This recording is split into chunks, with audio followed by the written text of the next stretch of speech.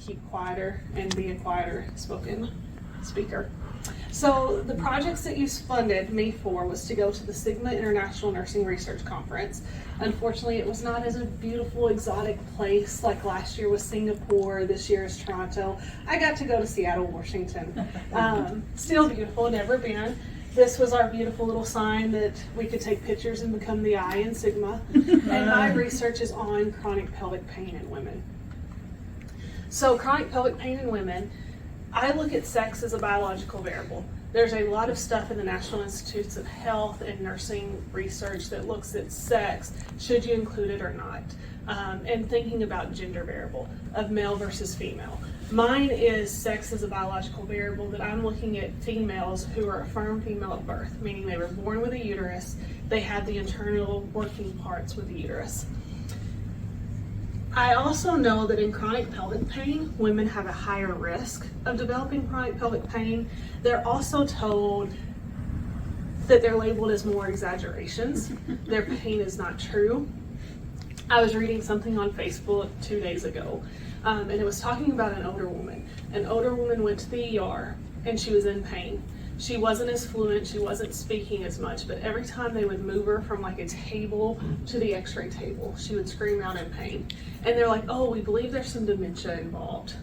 Well, they looked, her femur was completely broken and shattered, so there was no wonder she was screaming out in pain and she wasn't responding to them. And in the post, it was talking about if a younger woman goes to the hospital, it's period pain. If an older woman goes to the hospital, it's menopausal pain. If an elderly woman goes to the hospital, there's dementia involved. So why can't we get to the underlying cause of the pain? And this is the same thing with chronic pelvic pain, is that chronic pelvic pain, we're typically told it's period pain. It's something related to your menstrual cycle. It's normal. We're expected for it. Chronic pelvic pain is not expected, it's not normal. So my research focuses on that chronic pelvic pain in women that's not normal. And I have a special focus on pelvic venous disorders, meaning that there are varicose veins around the ovaries or the uterus that's causing the pain. So it's not endometriosis, it's not adenomyosis, it's not their ovaries that are affected. This is the veins that are causing that pain to happen. So if you look, these conditions are called pelvic venous disorders. It's a big, broad categorization. You'll hear me use the term pelvic congestion syndrome because in 2021, I believe it was, they changed the classification to be pelvic venous disorders to make it very broad. So a pelvic venous disorder can happen with like varicose veins around the renal system, and you have more renal symptoms. The ones I look at are more of the right or the left ovarian vein and the internal iliac veins that go around the ovaries and the uterus. It can go a little bit further when you start thinking about these gluteal veins that are going down there that are more the pelvic region and more of the pubic area of a female, or you can have deep vein thrombosis. So when you think about it, these conditions seem to be varicose veins that are very close to like deep vein thrombosis of the legs, but they're around the ovaries and the uterus and they're causing pain. Historically, the pain has been said that it's dull, achy. This all comes from one study in 1989 or 1981. One study done by a male OB-GYN, and they only had like 30-ish patients in there. And they're like, oh, the pain's dull and achy. When I first started doing this research, I went through the history, and I'm like, okay, dull and achy. Where does that come from? Because you know in literature you're supposed to get to the original source. Well, it would be a research study that cites from a literature review, that cites from another literature review, that cites from another literature review. And I finally found the original study. And I'm like, okay, so we've been using the same terminology from one study in the 80s, and we've never done more definition for it. And then you hear studies from women, and they say, my pain doesn't feel like this. It's heavy, it's a pressure. Some of my women say that it's a horrible, debilitating pain that they describe it. Like it feels like a bowling ball on their pelvis and they can't walk around, they can't move around, which is a little bit stronger than dull and achy. So the research that y'all funded for me to go and talk about, the first one, we did a characterization and descriptions. I had already presented that before. Well, I got invited back to the Sigma conference with 3 presentations that y'all were able to fund for me to give all 3 in person. The first one went and expanded because when I did that first study of the characterizations, which was a quantitative study, we really found, hey, dull and achy is not how women describe their pain. But there are no qualitative studies of how women actually describe their pain. So I'm like, okay, that tip of the iceberg, I have to go back below it. We have to go back to the qualitative side. Do a lived experience, really talk to the women, be able to get their descriptions of how does this impact their life. We also did a secondary data analysis of that quantitative data, and we were able to do what's a latent class profile analysis.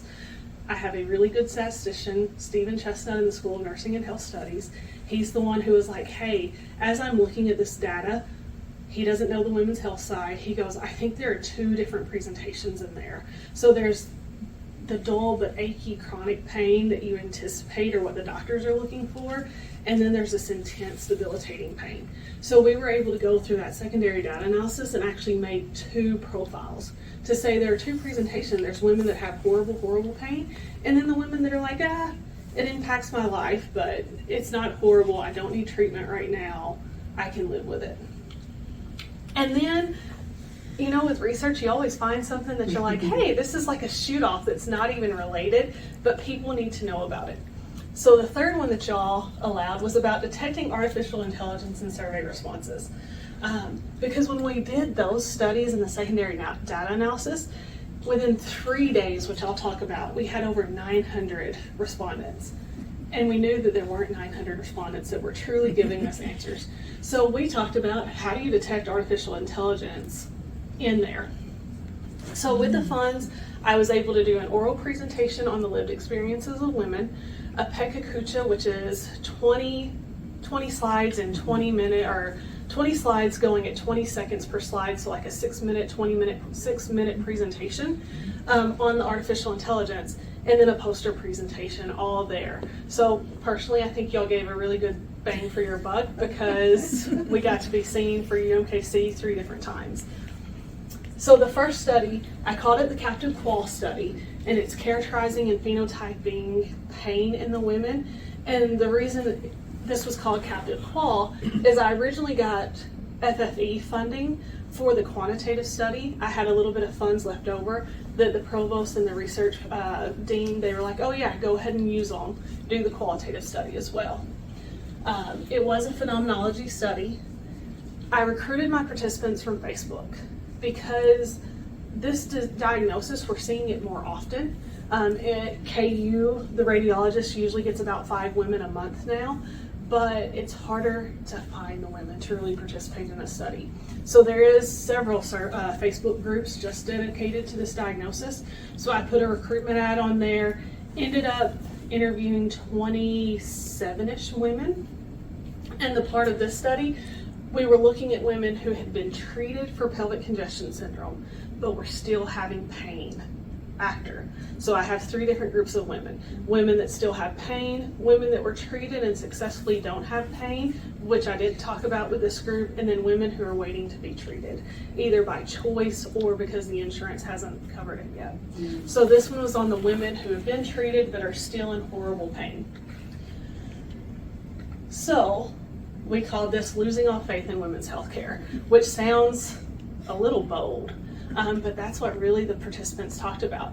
They were losing faith in women's healthcare because they weren't getting answers. They would go to their doctors and they would be told, oh, you have endometriosis, that's what your pains cause from. You have irritable bowel syndrome, that's what your pains being caused from.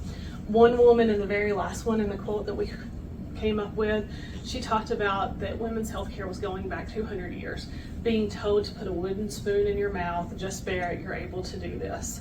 They talked about their pain as being excruciating pain symptoms. They talked about being required to stay in bed.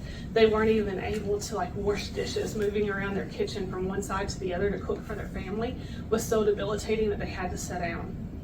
One woman actually said that she was having to sit down in a chair to fold laundry the whole time and using a roller chair just to move around her house because she had little kids to be able to do what she needed to. And they all talked about their family being a crutch, that if it wasn't for their family that was able to help during that situation, they wouldn't have been able to get through. So this one, was the oral presentation. Sigma actually came around and took pictures, so I got a nice little picture of me presenting to them. And then the presentation windows. The next was the laying class analysis, and that came from the first FFE funded portion, was the quantitative, 160 participants.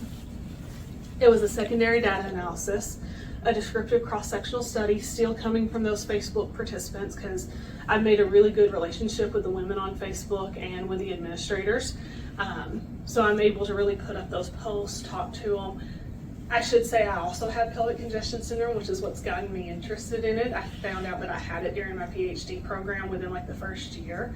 And it had taken 11 to 12 months to get diagnosed, and then even longer after treatment and having to go through another treatment. So I sort of know what these women are going through, and I tell them up front, like, I've been diagnosed with this. Because I saw there was a lack of research, because there was no answers for me, I'm trying to make this better for you if I can. And so with these women, we asked them to really describe their pain experiences on a survey, talking about their quality of life, pain intensity, and pain management. With the women, as I said, we got 2 laying classes. We called the first one, which is sort of that little blue class over here, mild but consistent, and the intense and debilitating. So this cool graph, if you see the blue, if it's a blue one at this end, that means that more of the people in the mild but consistent group said their pain was sickening or tender or aching, which is one of the most common words. Whereas class 2, all the way at the top, they use words like shooting. And that's saying almost 80% said their pain was like shooting. Whereas exhausting was about 86% of those women saying it, whereas the majority of them that were on the mild barely even got to the 50% of them calling it. So we were able to really go through and say, okay, these are the pain descriptions that they talk about. And then we went further and we said quality of life was lower in the women that were in the intense but debilitating group of pain. Their health satisfaction was significantly lower. Their sleep quality was significantly lower, and their sexual desire. Because one of the things that women talk about with pelvic pain is that their sexual desire really impacts their overall quality of life, of how they're able to feel like a woman and be a woman. And then we also looked at differences in activities. So we called these daily activities,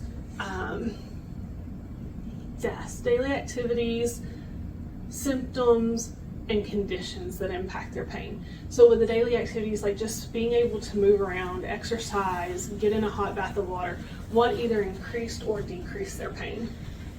I don't know if I have, oh yeah, so increasing pain, the class 2 is that intense.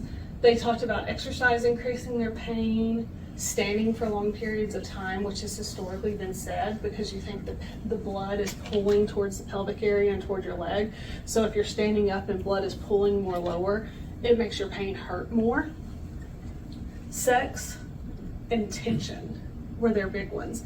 And then working cold, whereas your mild, tension increased their pain, sex increased their pain, and pressure increased their pain and standing. But the other ones weren't as intense for them. It didn't impact their life as much as the women that were in that class 2. But what decreased their pain, you see it's opposite. The red little dots are more towards the lower percentages. So there were less activities that decreased their pain compared to the other individuals. The biggest one for them was sleep and no movement. So they would talk about, one woman actually told me in the interviews afterwards, she would have to lay down at work.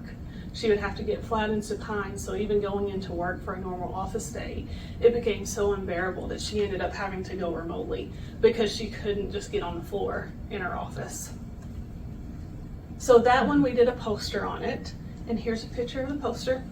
I will say I did not take one suit to the conference. They just ended up putting all my presentations on one day. So every picture of me that's in here, except for a couple, I'm in the green suit. Well, it's fabulous. I love the green suit, but I was like, man, y'all didn't really let me change my wardrobe very much during these presentations unless I ran up to the room. So then the other one, and this was sort of like the unexpected, of how do we detect bad actors or social media assisted responses, not social media, artificial intelligence assisted responses in our research. Because when we got that 961 participants and our goal was 300, it was in less than 3 days. It was very quick, and I'm like, yes, we're gonna be over, we're gonna have such a high study. Yeah, unfortunately we didn't. They were not true. And how we went through and detected them, we're like, hey, maybe we should share this with other people because other people are doing research. Social media is a huge aspect for doing research, especially for hard to reach populations or very rare populations. So how can we help other individuals and other researchers around the world? So one of the things that we did is we went through and just did basic stats. We looked at what are our good participants that we can tell are truly interacting with our study versus these odd ones. So if you look at it, completion time for our good participants was about 13 minutes, 13 to 14. The AI was about 4 minutes. We anticipated our study was going to take between 10 to 20 minutes already because of the amount of questions that we were asking participants.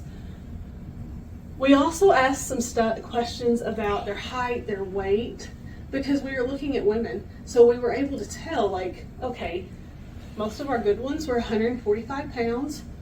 Our AI-assisted responses were about 103, which is a little bit underweight in most situations. They also had 8.4 pregnancies on average. Being a former labor and delivery nurse, you don't get many G8s, G9s that are coming into you that have been pregnant 8 or 9 times. And they had 12 term births with only being pregnant on average 8 times. So unless they're having multiples with twins or triplets, not as likely to happen. Preterm births, they also had 12. So either they have not many living children or they had a lot of multiples. Miscarriages, about 12. And sleep, which we know that pelvic congestion syndrome impacts the sleep of women. So on average, they were saying they were getting about 7-8 hours of sleep a night. These women were sleeping about 13-14 hours in a night. So we're like, something's a little bit wrong here. So then we started going and we're like, okay, where are our respondents coming from? To see, these are very, all the little dots are representing different people. But if you see here over in China, there's a very, very dark purple dot, which you can't tell the color differentiation that well on here. The majority of our participants in that were coming from China. Mm-hmm. And then we also looked at completion time.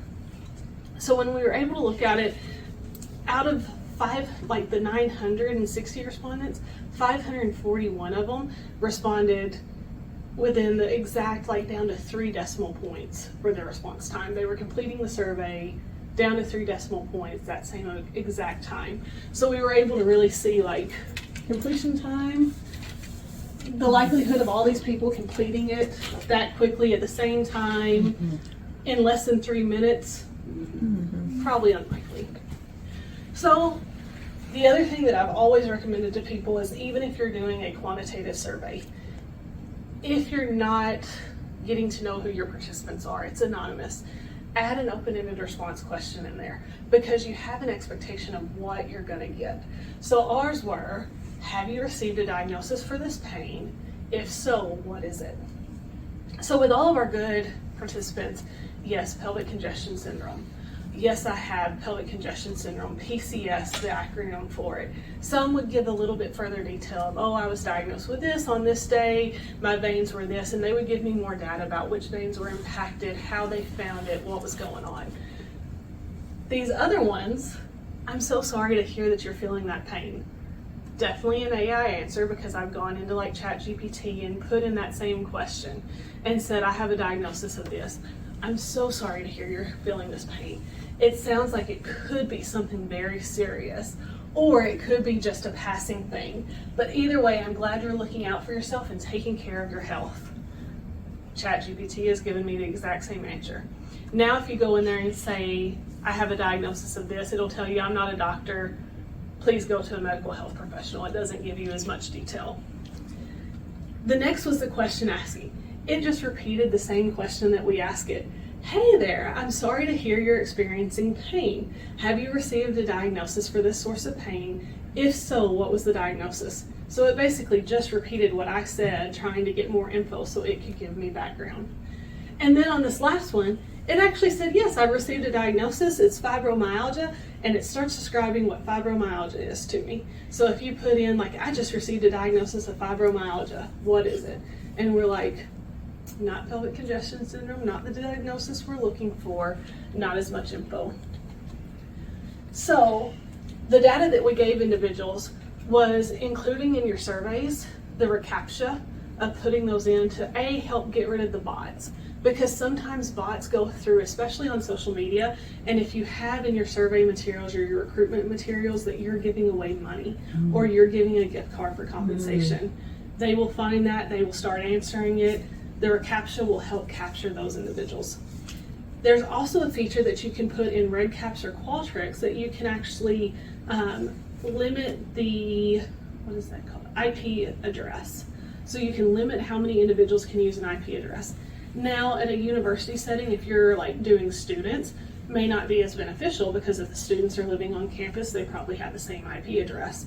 When I'm looking at women that are all over the world and globally located, the likelihood of 2 women taking the survey at the same IP address right then, unless you're at a doctor's setting, is very low. We also put in the question, giving an open-ended response question. Did they actually answer it with something that should be a true response? Most people going through it, yes, PCS. And on your recruitment materials, don't put a compensation on there. Have it in the actual consent form before they start the survey. Don't put it on any of the patient-facing documentations when you're trying to recruit them, because then you don't have people getting on there to take it. So here's a picture of me, the Pekakucha. We had a lot of individuals. I think there were 5 individuals during my section, and we actually got a picture of all of us. It was very interesting. Had an individual from China, I believe, was where he originally came from, but he's doing research here in the US as part of his PhD program.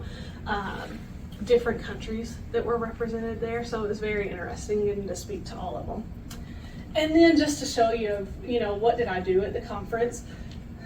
When I was in my green suit, we had all these wonderful women that were coming through, and we were the ladies in green, so we all took a picture and we shared contact information and shared it. This young lady, actually, I believe she's at up East Coast somewhere. She is originally from Taiwan, and she's doing research on geriatrics and medication adherence. So she was the individual. I ended up proctoring a session just to give back to the conference as well. So I was proctoring her session, and they're all very nice women and wanted to take pictures with you. And then I made friends with the Taiwan Sigma and got a nice picture with all of them. I also got like a button from Taiwan. We were exchanging country buttons. So I took US ones and got some cute little things from them. But these women were like this. She's the one that I did her session. This is her mother. And they came to my session just because, they met me in that first one. So they were like your support people and you're cheering on. And then I went over and saw her mom's poster presentation, and it was, you made these little bonds throughout there. So even though y'all didn't ask for it, I'll tell you with what's upcoming for me so that you know of your studies are helping fund future studies. Like what I got to present on, it's helping form my future research and hopefully tenure packet. So we have submitted for funding to do the cramp study. As part of interviewing all these women, we found that women were experiencing pelvic pain at a very young age. Period pain, pain that was related to it, and they talked about it in high school, that they didn't know what it was. So we're doing a study that talks about the period and non-period pain of adolescents. Our goal is to interview students that are in high school systems and ask them about their lived experience. What has been their experience? How have the school nurses helped them? How have they been able to communicate or go out to the doctors? Even their family members, of what resources have they been given? And do they believe it's normal or abnormal? We also want to interview the school nurses, hopefully for some of those students, and have like a focus group interview so that we can do the focus group with the school nurses of what barriers do you see as a school nurse? What are things that you need to know? One of my co-investigators is actually a former PhD student at UMKC with us. She is a school nurse, or has been a school nurse, and she's also the National Association of School Nurses president-elect that's coming up. She was just reading, she emailed me over the holidays. She's like, can we add something about special needs students? Because there was a discussion on one of the Facebook groups that she was on, and they were talking about a special needs student that anytime she would have pain, she was reaching down in her underpants, and that was their indicator because she had bad period pain. And what were their barriers for these students? So I'm like, yeah, we can add that in as a prompt if they don't speak about it, so that we can hopefully give a little bit more evidence. Because right now, there is no guideline for school nurses on period pain for our students that are in there. So depending on what state you live in, the school nurses can either have Tylenol, or they have to have individual bottles of Tylenol for every student. And then if you think about like heating pads, stuff like that, what are the resources? How can we help them? And can we take all this evidence and be able to make a guideline for school nurses so that we can better help our adolescents? And then the other one, which I'm writing for an R21 right now, first attempt at submitting it, I got a score on my first try. So now the goal is to get funded and not just get a score. But our goal, one of our Associate Dean of Research in the School of Nursing is an expert on bioimpedance spectroscopy, which is really just taking that fluid values. They use it with lymphatic pain and lymphedema in women from breast cancer surgeries and breast cancer removal. So you're able to see the fluid, all these fun little words, intracellular and extracellular fluid. They look at the arms, because with lymphatic pain, and if you had breast cancer and breast cancer removal, you might have more fluid in one arm versus the other. So they're able to track that and do different interventions. So our goal, or our thought process, is that if it's a venous origin condition in the pelvic area, can we look at fluid that is in the truncal region? So they're able to measure your arms, both arms, your legs, and then give a truncal measurement. So we believe women that have venous origin pelvic pain are going to have a higher truncal pain or truncal fluid volume than women who have chronic pelvic pain, say from endometriosis, or women who have no pelvic pain. So is this a way that we can help get women diagnosed earlier? Because on average, it takes about 5 years for a woman to get diagnosed for this. And then they talk about living in pain for about 7 years on average. So, any questions? I have so many questions, I don't know where to begin. The venous congestion that you have in the pelvis, is that a result of venous valve dysfunction, or is it a result of cramping in the tunica media, the smooth muscles? So what the thought is, and even interventional radiologists don't have a wonderful idea because they typically treat it, but they believe it's valve dysfunction, and it's either reflux or obstruction or a combination of both that are happening in that valve. That makes it real difficult to treat then. They typically do stent placement within the veins. They can do sclerotherapy, where they put in like the embolization, the glue into the veins to try to cut it off, or embolization with coils in there to try to cut off the venous pathway. However, from the first qualitative study, not all women get results. So even though it's about 10 to 15% of patients that still have pain afterwards, that 10 to 15, usually their lives are horrible afterwards, and they have to have more and more treatments to eventually being debilitated. Okay, one other thing, I noticed on your good guy list that preterm birth was 0.29. Yeah.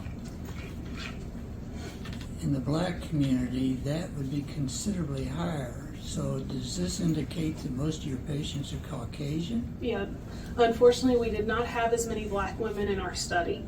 I was lucky enough in the qualitative studies to get a black woman.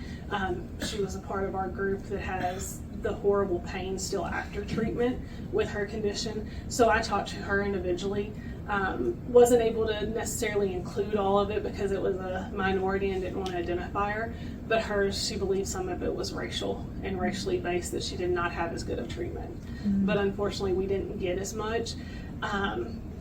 there's not a bunch of stats out there of what type of women are impacted by this with racial demographics. So we've included more of it in our next study that we're doing right now.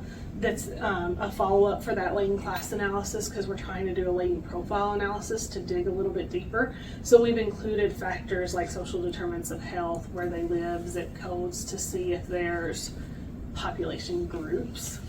But unfortunately, there's not enough data for us to say, is it most common in Caucasian women, or do our Black communities and our Hispanic just not get diagnosed as easily? Thank you. You're welcome. Is PCS, I mean, when I think of period pain, you know, there's a certain time of the month when you have that. Is this a continuous, so is there a hormonal, I mean, I'm thinking of hormones during a cycle, would that influence pain in these women? They think that the hormones influence how the veins, and if your veins are larger, or the venous component to it. Some women say that their pain is worse during their periods, but the one difference, I actually talked to an interventional radiologist who, this phlebology journal that I published in, he is one of the editors-in-chief of it at the Cornell Law in New York. We talk to each other pretty frequently, and he's doing a quality of life scale development for women with pelvic congestion syndrome or pelvic venous disorders, funded by the American Society of Interventional Radiologists, I believe. And part of it, what he said, is that the group that they have doing the research, because, you know, they get to pay people to actually do their research and then publish it. We don't get that. We don't get to do that as well. So they're doing this study to actually develop the tool. The group that's doing it also did one for endometriosis. And even the preliminary results he was able to give me in our last chat was that endometriosis, the women were really talking about horrible quality of life and pain during their periods. And it was really central to that period window. Whereas the women with pelvic venous disorders, it was all the time. Women with endometriosis are like, oh, when I'm on my period, I know I need to stay home, I'm not going out with my kids, but otherwise I can do whatever I want whenever. These women are like, I'm not able to go to Disney with my kids when I have a plan to, I can barely take them to the park, I can't even stand holding them on my belly sometimes with one that had just had twins. She's like, I can't even stand keeping my kids on my stomach because I hurt so bad. Have you published the AI information? We have not. Part of it has been the whole getting all of the chronic pelvic pain stuff out for tenure. And we've been debating on how to publish it, whether it should be like an editorial and an informal informational piece. So the goal is to eventually publish it. I think that would be really important and beneficial across disciplines, because I don't know how much, now I'm retired, I don't have to deal with this, but yeah, I'd like to see that. I know we have it because we've been debating of how, and so our first attempt at it is we showed a presentation at our School of Nursing and Health Studies. We have a lunch and learn every month on a Monday. So we did a presentation after we got it to all the faculty, and the faculty received it pretty well. So then we're like, hey, let's send it off to this international conference, see if they accept it. And the likelihood of getting 3 presentations, because they only allow you to present 3 presentations total. And then you can't present the same type of presentation. So if you get selected, you can only have 1 oral, you can only have 1 pekakucha, you can only have 1 poster presentation. So me and my co-authors were very deliberate of how we did this. We're like, okay, let's do the qualitative as the oral, let's do the AI as the pekakucha, because we figured people would be interested in it, and let's do the LCA because we had already presented some preliminary results on it last year virtually at the Sigma one. Let's do it as a poster. And then the fact that I got all 3 accepted, like even the Sigma individuals were like, this is unheard of that someone gets. I don't know if you could do it for a general audience through a professional organization versus a scholarly, peer-reviewed. I'm just thinking about my daughter who's a psychology professor. I think she would be really interested in this work. That AI is really blowing up. I've done 2 educational AI studies so far on nursing faculties, and those ones within like a year of publication, one's already got 10 citation, and it's in a minor nursing journal that you're like, oh, this one's getting some interest right now. Yeah. Yeah. I'll definitely look at it though. You know, I'm sorry, the other thing that backs up what they're alluding to, in the last 5 years, it's been roughly 10,000 retractions in the biological and medical literature, much of it due to AI. Wow. Yeah, that was one of the things, because at first we even debated, like, are we going to have to take down our study and completely like nix everything and start again? And part of me is like, if I start again, the women who actually participate in the study aren't going to have faith in me, and they're going to pull all their stuff and not actually participate in it again. So the unfortunate is, you know, previous studies in the same Facebook group have had 300, 400 participants. For me, it's been hard getting more. You know, I'm wanting 300. It's hard getting more because we're being so diligent with our AI monitoring that some of the people, you know, I have that current study up that's in multiple AI groups, and we say one of the parts of participating is that you're a firm female at birth. Well, I've had 100 women say they're a firm female at birth or continue the study. The other ones potentially are males, and I'm like, I'm telling you straight up, you have to be female, so, or you have to have a uterus. I don't even care. I don't care about your gender orientation, any of that. I just care that you had a uterus when you were born. Yes, sir. Yeah, you mentioned about you're still seeking funding. So, what kind of ideas is your fully funding level if you can get? Which component your study need? The funding part? Yeah. So I got funding to do the latent profile analysis to do it further from a women's health organization, the Association of Women's Health Obstetrics and Neonatal Nursing. I've been a chair for the New Mexico section because I live in Albuquerque. So I've been a chair for them. So I was able to reach out to their research director at that time and say, hey, what amounts do you typically fund? Because you don't give us recommendations of how much we can ask for. What amounts do you typically fund? So that I knew what range to submit in. What's the range? So that one, they gave me right under $5,000 to do this next study. For the one that we're looking at with the phenomenology, I could do it with less funding. The biggest part is that we're trying to give at least a little bit of compensation to the participants, to the adolescents, for talking to us, because talking about period pain for an adolescent is very uncomfortable. And also to the school nurses, because school nurses taking out of their time is hard. So that one we're asking just under $10,000, and that's just to give a little bit of support funding because they'll allow it for me as well as being the interviewer. This one is our larger one. And this is because to get a true comparative group, a true control group, we really need ultrasounds, which are not the best way of diagnosing. We need ultrasounds to say, yes, you do or you do not have varicose veins around your ovaries and uterus. Because if you think about it, if a woman lies flat or a man lies flat, those veins compress a little bit more. You're not going to see any issues with reflux or obstruction that are happening because they're lying flat with them. So I'm working with a diagnostic ultrasonographer at Concord University, and we're actually developing a standing ultrasound protocol because she does the ultrasounds. They have it in-house where they actually teach their students, so that we can develop a protocol of, okay, we're going to take 5 women from each group. We're going to do the supine one. We're also going to do a standing one. And then all the rest of our participants do a standing one, so we can see, do you have veins that are comparative for our condition? And that way we can say, hey, a woman who has no history of chronic pelvic pain may actually have varicose veins around her ovaries or uterus but not have pain history. So we can include them into our control group. Whereas this one has pain and the varicose veins, they can be in our group for these. So we'll do 3 different women.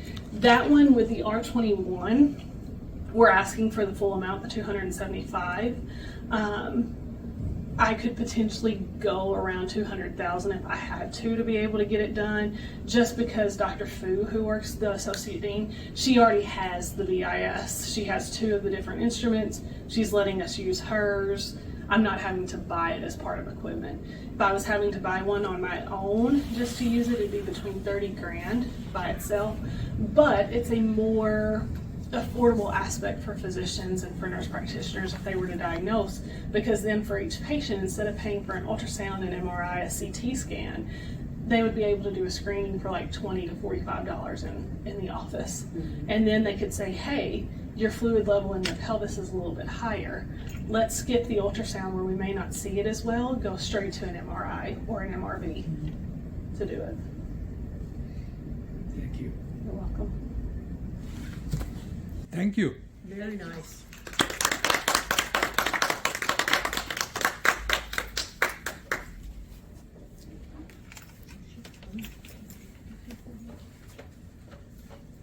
So do you teach remotely?